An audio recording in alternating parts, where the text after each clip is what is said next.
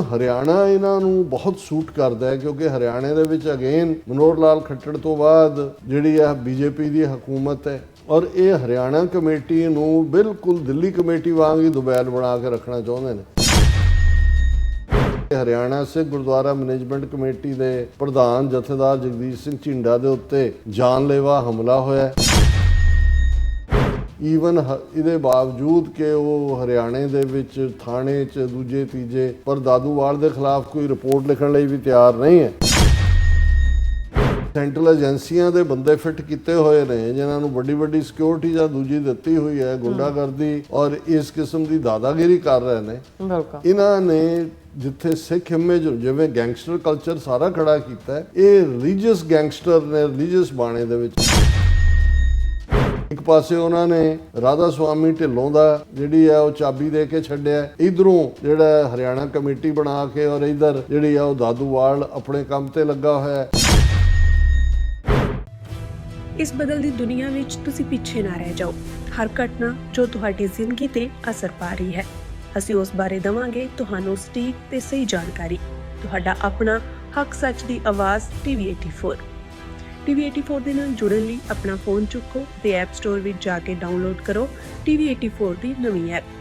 ਇਸ ਐਪ ਤੇ ਤੁਸੀਂ ਦੇਖ ਸਕਦੇ ਹੋ 24 ਘੰਟੇ TV84 ਦਾ ਲਾਈਵ ਚੈਨਲ ਅਤੇ ਨਾਲ ਹੀ ਪੰਜ ਪੰਜਾਬ ਅਤੇ ਦੁਨੀਆ ਭਰ ਦੀਆਂ ਅਹਿਮ ਖਬਰਾਂ। ਫਿਰ ਦੇਰ ਕਿਸ ਗੱਲ ਦੀ, ਹੁਣੇ ਡਾਊਨਲੋਡ ਕਰੋ TV84 ਦੀ ਨਵੀਂ ਐਪ।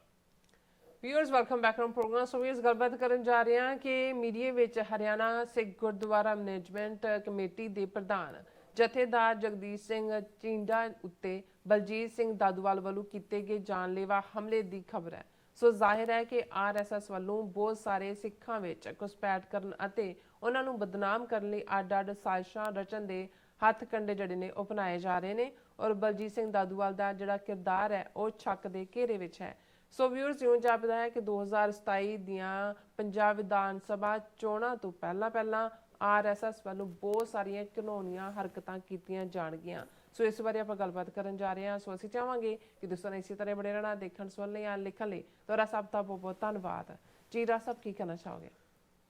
देखो RSS जिस बारे ज़ाहिर तौर पर United states commission on international religious freedom ने पहली बार खुल के इस अपनी सालाना रिपोर्ट दे विच RSS ते पाबंदी लाने की गल की है कि वो धार्मिक आज़ादियाँ जड़ियाँ ने कुचलण दे विच जिहड़ी है वो मां जथेबंदी है। बाकी तो BJP उन्हों की पोलिटिकल विंग वाली पार्टी है और 70 तो ज़्यादा होर ऑर्गेनाइजेशन जिवें स्टूडेंट्स दे विच अखिल भारतीय विद्यार्थी परिषद, भारतीय मजदूर संघ और इस किस्म के उन्होंने बाकी आदिवासियों और दलितों के विच और सिखां दे राष्ट्रीय सिख संगत ये सारियां फ्लोट कीतियां हुई ने। पर ultimate unregistered party unregistered body RSS जिहदा कोई बैंक अकाउंट नहीं है पर दुनिया के सब तो अमीर संगठनों दे विच millions and millions of members ने पर उन्होंने कोई मैंबरशिप लिस्ट नहीं है क्योंकि बिल्कुल खुफिया तरीके दे नाल काम करने वाली है जथेबंदी।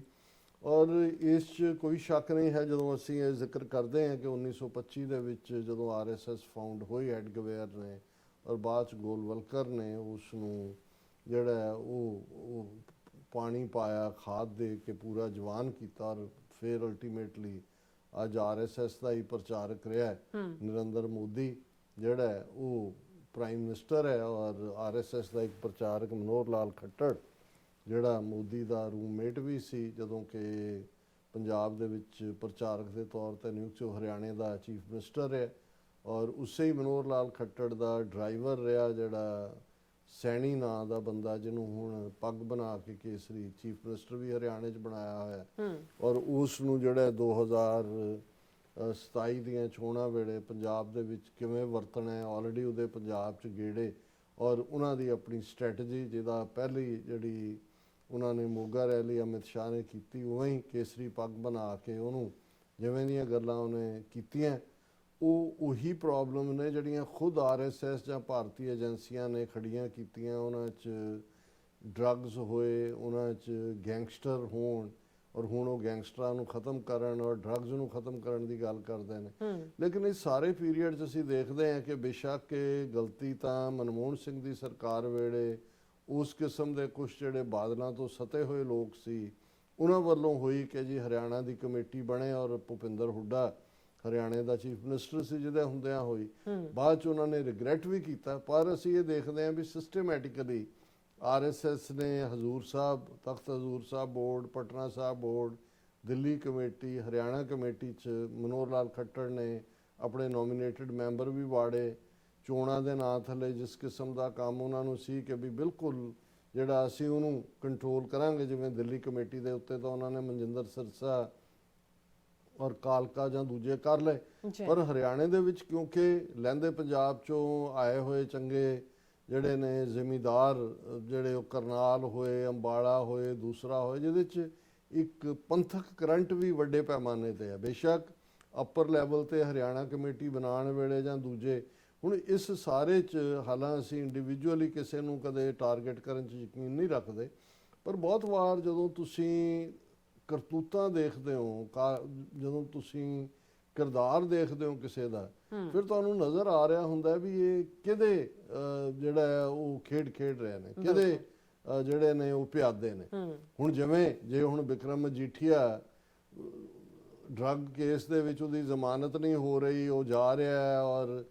ਰਾਧਾ ਸੁਆਮੀ ਗੁਰਿੰਦਰ ਢਿੱਲੋਂ ਉੱਥੇ ਪਹੁੰਚ ਜਾਂਦਾ ਹੈ ਮਿਲਣ, ਤੇ ਉਸ ਤੋਂ ਕੁਝ ਘੰਟੇ ਬਾਅਦ ਜ਼ਮਾਨਤ ਹੋ ਜਾਂਦੀ ਹੈ ਉਹ ਸੁਪਰੀਮ ਕੋਰਟ ਵੱਲੋਂ। ਹੁਣ ਕਿਸ ਨੂੰ ਭੁਲੇਖਾ ਹੈ ਵੀ ਗੁਰਿੰਦਰ ਢਿੱਲੋਂ ਜਿਹੜਾ RSS ਦਾ ਪਾਰਟ ਹੈ ਉਹ ਕਿਹਦੀ ਖੇਡ ਰਿਹਾ। ਉਸ ਤੋਂ ਪਹਿਲਾਂ ਉਹ ਰਾਪੁਰ ਬੱਲਾਂ ਵੀ ਜਾ ਕੇ ਬੈਠਾ, ਫਿਰ ਇੱਥੋਂ ਜਾ ਕੇ ਉਹ ਨਾਮਧਾਰੀਆਂ ਦੇ ਲੁਧਿਆਣੇ ਦੇ ਇਕੱਠ ਦੇ ਵਿੱਚ ਵੀ ਉੱਥੇ ਪਹੁੰਚ ਜਾਂਦਾ। ਫਿਰ ਉਹ ਜਿਹੜਾ ਨਾਭਾ ਰਿਆਸਤ ਦਾ ਜਿਹਨੂੰ ਰਿਪਦਮਨ ਸਿੰਘ ਬਣਾ ਕੇ ਨਿਆਣਾ ਟ੍ਰੇਨਡ ਕਰਕੇ, ਜਿਹਨੂੰ ਸਪੇਨ ਦੇ ਵਿੱਚ ਜਿੱਥੇ ਇਹਦਾ ਗੁਰਿੰਦਰ ਢਿੱਲੋਂ ਦਾ ਸਾਰਾ ਆਪਣਾ ਕਾਰੋਬਾਰ ਵੀ ਉੱਥੋਂ ਲਿਆਂਦਾ ਜਾਂਦਾ, ਉੱਥੇ ਪਹੁੰਚ ਜਾਂਦਾ ਹੈ। ਉਹਨਾਂ ਦੀ ਉਹ ਮਾਂ ਵੀ ਉਹਦੇ ਮੁੰਡੇ ਦੀ ਕਹਿ ਰਹੀ ਹੈ ਸਭ ਤੋਂ ਮਹਾਨ ਸ਼ਖਸੀਅਤ ਸਾਡੀ ਜਿਹੜੀ ਹੈ ਉਹ ਇਹ ਨੇ। ਜਦੋਂ ਤੁਸੀਂ ਸਾਰੀ ਖੇਡ ਨੂੰ ਦੇਖੋਗੇ ਤੇ ਤੁਹਾਨੂੰ ਫਿਰ ਜਦੋਂ ਰਾਧਾ ਸੁਆਮੀਆਂ ਦੇ ਖਿਲਾਫ ਪੂਰਾ ਬਿਆਸ ਦੇ ਇਲਾਕੇ 'ਚ ਕਿਵੇਂ ਜ਼ਮੀਨਾਂ ਦੱਬੀਆਂ ਹੋਈਆਂ ਨੇ, ਕਿਵੇਂ ਲੋਕਾਂ ਦੇ ਨਾਲ ਧੱਕਾ ਹੁੰਦਾ, ਤੇ ਉਹ ਸਾਰਾ ਪਾਰਟ ਚੱਲ ਰਿਹਾ ਸੀ ਤੇ ਅਚਾਨਕ ਨਜ਼ਰ ਆਇਆ ਕਿ ਵੀ ਜਿਹੜਾ ਇਹ ਗੁਰਿੰਦਰ ਢਿੱਲੋਂ ਹੈ ਇਹ ਬਲਜੀਤ ਸਿੰਘ ਦਾਦੂਵਾਲ ਦੇ ਡੇਰੇ 'ਚ ਪਹੁੰਚ ਜਾਂਦਾ ਔਰ ਉਸ ਤੋਂ ਬਾਅਦ ਉਹ ਸਾਂਝਾ ਅਸੀਂ ਕਈ ਥਾਂ ਤੇ ਉਹ ਭੋਗਾਂ ਦੇ ਮੌਕੇ ਉਹਨੂੰ ਐਡਰੈਸ ਕਰ ਰਿਹਾ, ਉਹਨੂੰ ਐਡਰੈਸ ਕਰ ਰਿਹਾ। ਪਹਿਲਾ ਮੱਥਾ ਉਦੋਂ ਹੀ ਠਣਕ ਜਾਂਦਾ। ਹੁਣ ਕਿਸੇ ਨੂੰ ਰਾਧਾ ਸੁਆਮੀਆਂ ਬਾਰੇ ਤਾਂ ਭੁਲੇਖਾ ਨਹੀਂ ਹੋ ਕਿਹਦੇ ਨਾਲ। ਹੁਣ ਇਹੀ ਦਾਦੂਵਾਲ ਸੱਜਣ ਨੇ ਜਦੋਂ ਕਿ ਸੌਦਾ ਸਾਧ ਦੇ ਖਿਲਾਫ ਪੂਰੇ ਮੋਰਚਾ ਲੱਗਦਾ ਜਾਂ ਦੂਜਾ ਉਹਦੇ 'ਚ ਐਗਰੈਸਿਵ ਰੋਲ ਦੇ ਵਿੱਚ ਆਏ, ਪੰਥਕ ਧਿਰਾਂ ਦੇ ਵਿੱਚ ਵੀ ਪਛਾਣ ਬਣੀ ਕਿ ਜੀ ਇਹ ਖਿਲਾਫ ਖਲੋਂਦੇ ਨੇ, ਕੇਸ ਵੀ ਬਣੇ। ਫਿਰ ਅਚਾਨਕ ਸੌਦਾ ਸਾਧ ਵਾਲਾ ਏਜੰਡਾ, ਜਾਂ ਸੌਦਾ ਸਾਧ ਤਾਂ ਉੱਥੇ ਹੀ ਹੈ, ਉਹਦੀ ਪੈਰੋਲ ਵੀ ਹੋ ਰਹੀ ਹੈ, ਉਹ ਆਪਣਾ ਉਹਦਾ ਝੂਠ ਵੀ ਉਹ ਵੇਚ ਰਿਹਾ ਸਰਸੇ 'ਚ ਬੈਠ ਕੇ, ਇਹ ਵੀ ਹਰਿਆਣੇ ਦੇ ਵਿੱਚ ਬੇਸ ਦਾਦੂਵਾਲ ਦਾ ਹੈਗਾ। ਹੁਣ ਉਹ ਸਾਰਾ ਪਾਸੇ ਜਾ ਕੇ ਫਿਰ ਤੁਹਾਨੂੰ ਨਜ਼ਰ ਆਉਣਾ ਸ਼ੁਰੂ ਹੋ ਗਿਆ ਕਿ ਵੀ ਇਹ ਤਾਂ ਜਿਹੜਾ ਉਹ ਰਾਧਾ ਸੁਆਮੀਆਂ ਦੇ ਪਾਲੇ 'ਚ ਖੇਡਣ ਦੀ ਲਾਈਨ ਹੈ। ਫਿਰ 2015 ਦਾ ਸਰਬੱਤ ਖਾਲਸਾ ਹੁੰਦਾ, ਉਹਦੇ 'ਚ ਅਚਾਨਕ ਇਹ ਅਨਾਉਂਸ ਕੀਤਾ ਜਾਂਦਾ ਜੀ ਕਿ ਇਹ ਇੱਥੋਂ ਸਟੇਜ ਤੋਂ ਕਿਹਾ ਜਾਂਦਾ ਜੀ ਸੰਤ ਬਲਜੀਤ ਸਿੰਘ ਦਾਦੂਵਾਲ ਹੋਰਾਂ ਦਾ ਜੀ ਉਹਨਾਂ ਨੂੰ ਸੰਤ ਨਾ ਕਿਹਾ ਜਾਏ, ਭਾਈ ਕਿਹਾ ਜਾਏ। ਔਰ ਫਿਰ ਇਹ ਹੁੰਦਾ ਕਿ ਜੀ ਆ ਜਿਹੜੇ ਸਰਬੱਤ ਖਾਲਸਾ ਨੇ ਜਥੇਦਾਰ ਬਣਾਏ, ਜਗਤਾਰ ਸਿੰਘ ਹਵਾਰਾ ਅਕਾਲ ਤਖਤ ਦੇ ਹੋਣਗੇ, ਫਲਾਣੇ ਇਹ ਹੋਣਗੇ, ਦਾਦੂਵਾਲ ਨੂੰ ਵੀਕ ਤਖਤ ਦਾ ਜਥੇਦਾਰ ਸ਼ਾਇਦ ਦਮਦਮਾ ਸਾਹਿਬ ਦਾ ਕਿ ਕਿਹਦਾ ਬਣਾ ਦਿੱਤਾ। ਆਮ ਲੋਕਾਂ ਦੇ ਲਈ ਹੈਰਾਨੀ ਦੀ ਗੱਲ ਸੀ ਕਿ ਵੀ ਇਹ ਸਾਰਾ ਚੱਲ ਕੀ ਰਿਹਾ। ਲੇਕਿਨ ਅਚਾਨਕ ਫਿਰ ਤੁਸੀਂ ਜਦੋਂ ਯੂ ਟਰਨ ਦੇਖਦੇ ਹੋ ਕਿ ਹੌਲੀ ਹੌਲੀ ਉਸ ਪਾਸਿਓਂ ਹੋ ਕੇ ਜਿਹੜਾ ਮੋਰਚਾ ਗੁਰੂ ਗ੍ਰੰਥ ਸਾਹਿਬ ਦੇ ਅਦਬ ਦੇ ਲਈ ਬਰਗਾੜੀ ਦੇ ਵਿੱਚ ਲੱਗਾ, ਜਿਹਦੇ 'ਚ ਕਿ ਧਿਆਨ ਸਿੰਘ ਮੰਡ ਔਰ ਦਾਦੂਵਾਲ ਫਿਰ ਹੋਇਆ ਜੀ ਆਪਸ 'ਚ ਇਹ ਹੋ ਗਿਆ, ਉਹ ਕਾਂਗਰਸ ਨਾਲ ਹੈ, ਉਹ ਕਿਹਦੇ ਨਾਲ ਹੈ, ਮੋਰਚਾ ਕਿਵੇਂ ਖਤਮ ਹੋਇਆ ਅੱਜ ਤੱਕ ਇਹਦਾ ਭੇਤ ਨਹੀਂ ਹੈ। ਫਿਰ ਦਾਦੂਵਾਲ ਨੂੰ ਤੁਸੀਂ ਦੇਖਦੇ ਹੋ ਵੀ ਮੁੱਖ ਧਾਰਾ ਪੰਥਕ ਗੱਲਬਾਤ 'ਚੋਂ ਨਿਕਲ ਕੇ ਦੂਜੇ ਪਾਸੇ ਜਿਹੜਾ ਮਨੋਹਰ ਲਾਲ ਖੱਟੜ ਉਹਨਾਂ ਖੈਮੇ ਦੇ ਵਿੱਚ ਦੇਖਿਆ ਜਾਂਦਾ ਹੈ ਕਿ ਜੀ ਸਮਾਗਮਾਂ ਦੇ ਉੱਤੇ ਇੱਧਰ ਉੱਧਰ ਕਮੇਟੀ 'ਚ ਉਹਨੂੰ ਜਿਹੜਾ ਹੈ ਉਹ ਜ਼ਾਹਰ ਹੈ ਕਿ ਜਿਹੜਾ ਪ੍ਰੋਮਿਸ ਹੋਏਗਾ ਵੀ ਪ੍ਰੈਜ਼ੀਡੈਂਟ ਬਣਾਵਾਂਗੇ ਹਰਿਆਣਾ ਕਮੇਟੀ ਚੋਣ, ਉਹ ਛੀਂਡਾ ਬਣ ਗਿਆ। ਹਾਲਾਂ ਮੇਰੇ ਕੋਲ ਕੋਈ ਕਿਸੇ ਨੂੰ ਕਲੀਨ ਜਿਹੜੀ ਚਿੱਟ ਦੇਣ ਦੀ ਲਾਈਨ ਨਹੀਂ ਹੈ ਵੀ ਝੀਂਡਾ ਬਹੁਤ ਸਾਫ਼ ਹੈ ਤੇ ਕੌਣ ਕੀ ਹੈ, ਪਰ ਮੈਂ ਜਦੋਂ ਇਹ ਦੇਖਦਾ ਹਾਂ ਕਿ ਵੀ ਇੱਕ ਪਾਸੇ RSS ਉਸ ਸਾਰੇ ਸਿਨੈਰੀਓ ਦਾ ਫਾਇਦਾ ਲੈਂਦੇ ਨੇ, ਉਹਨਾਂ ਨੂੰ ਪਤਾ ਹੈ ਕਿਹੜੇ ਲੋਕ ਵਿਕਣ ਵਾਲੇ ਨੇ, ਕਿਹੜੇ ਲੋਕ ਕੀ ਮੁੱਲ ਪਵਾਉਂਦੇ ਨੇ। ਜਿਵੇਂ ਜੇ ਰਾਸ਼ਟਰੀ ਸਿੱਖ ਸੰਗਤ ਜਿਹੜਾ ਸਿੱਖਾਂ 'ਚ ਵਿੰਗ RSS ਨੇ ਖੜਾ ਕੀਤਾ ਹੈ 1985 'ਚ, ਜਦੋਂ ਸਿੱਖ ਪੂਰੀ ਤਰ੍ਹਾਂ ਹਰਟ ਨੇ, ਜੂਨ 84 ਹੋਇਆ, ਨਵੰਬਰ 84, ਪਟਨਾ ਸਾਹਿਬ ਦੇ ਵਿੱਚ ਇੱਕ ਵੱਡੀ ਕਨਵੈਨਸ਼ਨ ਹੁੰਦੀ ਆ, ਉਹਨੂੰ ਪ੍ਰਿਜ਼ਾਈਡ ਇਕਬਾਲ ਸਿੰਘ, ਜਿਹਨੇ ਬਾਅਦ 'ਚ ਬਹੁਤ ਸਾਰੇ ਰੰਗ ਦਿਖਾਏ, ਬਦ ਅਖਲਾਕ ਆਦਮੀ, ਲੇਕਿਨ ਉਸ ਰਾਸ਼ਟਰੀ ਸਿੱਖ ਸੰਗਤ ਜਿਹਦੇ 'ਚ ਐਲਾਨ ਕੀਤਾ ਗਿਆ ਕਿ ਵੀ ਇਹ ਬਣ ਰਹੀ ਹੈ, ਉਹਨੂੰ ਇਕਬਾਲ ਸਿੰਘ ਨੇ ਇਨੋਗਰੇਟ ਕੀਤਾ। ਹੁਣ ਉਹੀ ਹਾਲ ਅਸੀਂ ਦੇਖਦੇ ਹਾਂ ਕਿ ਮੁੱਖ ਧਾਰਾ ਪੰਥਕ ਪੋਲਿਟਿਕਸ 'ਚੋਂ ਦਾਦੂਵਾਲ ਜਿਹੜਾ ਸੌਦਾ ਸਾਧ ਦੇ ਖਿਲਾਫ ਜਾਂ ਸਰਬੱਤ ਖਾਲਸਾ ਦਾ ਜਥਾ, ਉਹ ਬਿਲਕੁਲ ਗਾਇਬ। ਹਰਿਆਣਾ ਕਮੇਟੀ ਦੀਆਂ ਫਿਰ ਆਲ ਆਫ ਏ ਸਡਨ ਇਹ ਦੇਖਿਆ ਜਾਂਦਾ ਕਿ ਵੀ ਜਿਹੜੀ ਉਹਨਾਂ ਦੀ ਸਿਕਿਉਰਿਟੀ ਦਿੱਤੀ ਹੋਈ ਹੈ ਇਹ ਨਹੀਂ ਹੈ। ਹੁਣ ਜੇ ਤੁਸੀਂ ਏਜੰਸੀਆਂ ਦੀ ਸਿਕਿਉਰਿਟੀ ਲੈਂਦੇ ਹੋ, ਸੋ ਜ਼ਾਹਰ ਹੈ ਵੀ ਸਿਕਿਉਰਿਟੀ ਤਾਂ ਉਹਨੂੰ ਹੀ ਦਿੱਤੀ ਜਾਂਦੀ ਜਿਹੜਾ ਕਿਸੇ ਦਾ ਐਸੈਟ ਹੁੰਦਾ ਹੈ। ਹੁਣ ਹਰਿਆਣਾ ਕਮੇਟੀ 'ਚ ਜਿਹੜੀ ਖਬਰ ਕਰਕੇ ਇਹ ਮੈਂ ਸਾਰਾ ਜਿਹੜਾ ਹੈ ਉਹ ਵੇਰਵਾ ਦਿੱਤਾ ਹੈ, ਕਿਉਂਕਿ ਮੈਨੂੰ ਇਹ ਨਜ਼ਰ ਆ ਰਿਹਾ, ਅਮਿਤ ਸ਼ਾਹ ਦੇ ਉੱਤੇ ਅਸੀਂ ਜ਼ਿਕਰ ਕੀਤਾ ਸੀ ਮੋਗਾ ਰੈਲੀ, ਔਰ ਇਹ ਆਉਣ ਵਾਲੇ ਪੀਰੀਅਡ 'ਚ ਅਜੇ ਕਿਉਂਕਿ 1 ਸਾਲ ਵਿਚਾਲੇ ਪਿਆ, ਇਹ ਬਹੁਤ ਗੰਦੀ ਖੇਡ ਖੇਡਣਗੇ। ਇੱਕ ਪਾਸੇ ਝੂਠੇ ਪੁਲਿਸ, ਹਰ ਆਮ ਆਦਮੀ ਪਾਰਟੀ ਵੀ ਉਹਨਾਂ ਦਾ ਹੀ ਛੱਡਿਆ ਹੋਇਆ ਜਿਹੜਾ ਉਹ ਅਦਾਰਾ ਹੈ, B ਟੀਮ ਹੈ RSS ਦੀ, ਔਰ ਉਹਨਾਂ ਰਾਹੀਂ ਪੰਜਾਬ 'ਚ ਕੀ ਕਰਵਾ ਰਹੇ ਨੇ ਅਸੀਂ ਦੇਖ ਰਹੇ ਹਾਂ ਕਿ ਭਾਈ 400 ਦੇ ਕਰੀਬ ਪੁਲਿਸ ਮੁਕਾਬਲੇ ਜਿਹੜੇ ਇਹਨਾਂ ਦੇ 3-4 ਸਾਲ ਦੀ ਕਾਰਜ, ਹਰ ਤੀਸਰੇ ਦਿਨ ਦਾ ਪੁਲਿਸ ਮੁਕਾਬਲਾ ਹੁੰਦਾ। ਔਰ ਰਣਜੀਤ ਸਿੰਘ ਦਾ ਮਰਡਰ ਜਿਹੜਾ ਇਹਨਾਂ ਨੇ ਕੀਤਾ, ਉਸ ਤੋਂ ਬਾਅਦ ਭਾਵੇਂ ਅਜੇ ਲੱਗਦਾ ਹੈ ਕਿ ਵੀ ਲੋਕਾਂ ਦੇ ਵਿੱਚ ਜਾਗਰੂਕਤਾ ਹੈ, ਪਰ ਇਹ ਹਟਣਗੇ ਨਹੀਂ ਆਉਣ ਤੱਕ। ਹੁਣ ਹਰਿਆਣਾ ਇਹਨਾਂ ਨੂੰ ਬਹੁਤ ਸੂਟ ਕਰਦਾ ਹੈ, ਕਿਉਂਕਿ ਹਰਿਆਣੇ ਦੇ ਵਿੱਚ ਅਗੇਨ ਮਨੋਹਰ ਲਾਲ ਖੱਟੜ ਤੋਂ ਬਾਅਦ ਜਿਹੜੀ ਆ BJP ਦੀ ਹਕੂਮਤ ਹੈ, ਔਰ ਇਹ ਹਰਿਆਣਾ ਕਮੇਟੀ ਨੂੰ ਬਿਲਕੁਲ ਦਿੱਲੀ ਕਮੇਟੀ ਵਾਂਗ ਹੀ ਦੁਬੈਲ ਬਣਾ ਕੇ ਰੱਖਣਾ ਚਾਹੁੰਦੇ ਨੇ। ਹੁਣ ਇਹ ਝੀਂਡਾ ਜਾਂ ਜਿਹੜੇ ਇਹਨਾਂ ਦੇ ਗਰੁੱਪ ਦੇ ਕੁਝ ਲੋਕ ਹੋਣਗੇ, ਅਲਟੀਮੇਟਲੀ ਉਹਨਾਂ ਦੀ ਫਸਟ ਲਾਇਲਟੀ ਅਕਾਲ ਤਖਤ ਦੇ ਨਾਲ ਤਾਂ ਹੋਏਗੀ, ਪਰ ਉਹ ਸਿੱਖ ਸਿਆਸਤ ਨੂੰ ਵੀ, ਕਿਉਂਕਿ ਬਾਦਲਾਂ ਦੇ ਵਰਤਾਰੇ ਤੋਂ ਦੁਖੀ ਹੋ ਕੇ ਹਰਿਆਣੇ ਦੇ ਸਿੱਖਾਂ ਨੇ ਅਲੱਗ ਕਮੇਟੀ ਬਣਾਉਣ ਦੀ ਗੱਲ ਕੀਤੀ, ਐਂਡ ਇਵੈਂਚੁਅਲੀ ਉਸ ਦੇ ਵਿੱਚ ਉਹਨਾਂ ਨੂੰ ਵੀ ਅੰਦਾਜ਼ਾ ਨਹੀਂ ਸੀ ਕਿ ਵੀ ਇਹ ਜਿਹੜੀ ਹਰਿਆਣਾ ਸਰਕਾਰ ਦੀ ਇਸ ਕਦਰ ਮੁਦਾਖਲਤ ਹੋਏਗੀ, ਇਸ ਕਦਰ ਇਹ ਸਾਰਾ ਪਾਰਟ ਹੋਏਗਾ। ਹੁਣ ਜਿਹੜੀ ਖਬਰ